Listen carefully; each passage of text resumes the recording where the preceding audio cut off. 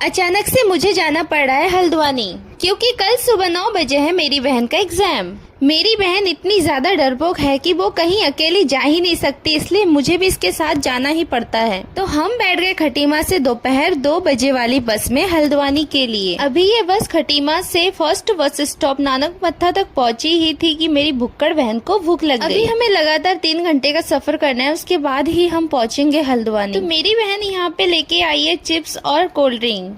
वैसे तो मुझे कोल्ड ड्रिंक पसंद नहीं है, पर ये फीस है तो मैंने इसको थोड़ा सा पी लिया। अगर मौसम सुहाना हो तो सफर करने में भी अच्छा लगता है, लेकिन यहाँ तो उल्टा ही पड़ गया, इतनी ज्यादा गर्मी हो रही है। ऊपर से ये खिड़की से पूरा धूप मेरे मुंह पर। गर्मी हो चाहे सर्दी हो, मेरी बहन के पास उसका जुगाड़ हमेशा रहता ही है। फिर बस पहुँच गई सितारगंज वाले बस स्टॉप पर। यहाँ से मेरी बहन ने लिया पकौड़ी। ये पकौड़ी दिखने में जितनी टेस्टी हो रही है, खाने में बिल्कुल भी नहीं है। अगर आप लोग कहीं सफर करने जा रहे हो तो खाने की चीज अपने घर से ही लेना, क्योंकि रास्ते में जो भी आप खरीदोगे उसमें कोई स्वाद नहीं मिलेगा आपको। लेकिन मेरी इन ज्ञानी बातों का असर मेरी बहन के ऊपर नहीं होता है, और बल्कि ये मुझे उल्टा समझाने लगती है कि इसको ट्राई करके देखते हैं। तो हमने खाते पीते और मौज मस्ती करते हुए 2 घंटे का सफर पूरा कर लिया है। अब हमने बचे हुए 1 घंटे के सफर में भी खाना स्टार्ट कर दिया है। वैसे जो भी कहो, सफर में बाहर का नजारा देखते हुए और खाते हुए सफर करने में अलग ही मजा आता है। तो इतने ज्यादा गर्मी में भी हम मस्ती करते हुए पहुँच गए हल्द्वानी। हम हल्द्वानी तो पहुँच गए, पर हमें पता ही नहीं है कि हमें कहाँ जाना है। तो हम बस स्टॉप पर रुके हुए थे, लेकिन हम शांति से रुक नहीं सकते, तो हमने यहाँ पे ले लिया 2 आइसक्रीम। हमें जाना है अपने दीदी के घर और हमारे जीजा हमको लेने आ रहे, इसलिए हम तब तक यहाँ पर मिठाई ले लेते हैं। लेकिन यहाँ पे मिठाई का रेट तो कुछ ज्यादा ही हाई फाई है, और हमने यहाँ से मिठाई भी ले लिया और हमारे जीजा भी हमको लेने आ गए। और 3 घंटे लगातार सफर करने के बाद हमारा शक्ल देखो कैसी हो रही है। और मुझे तो ऐसा लग रहा है कि खटीमा से हल्द्वानी में गर्मी कुछ ज्यादा ही है। लेकिन इतनी ज्यादा गर्मी में भी यहाँ पे इतनी ज्यादा भीड़ है लोगों की, क्योंकि यहाँ पे लगा है शनि बाजार। और मुझे मेरी दीदी ने बोला भी था कि इस बाजार में कुछ ज्यादा ही सस्ता सामान मिल जाता है, और लोग तो उसी बाजार में जाएंगे ही ना जहाँ पर सामान सस्ता मिलेगा।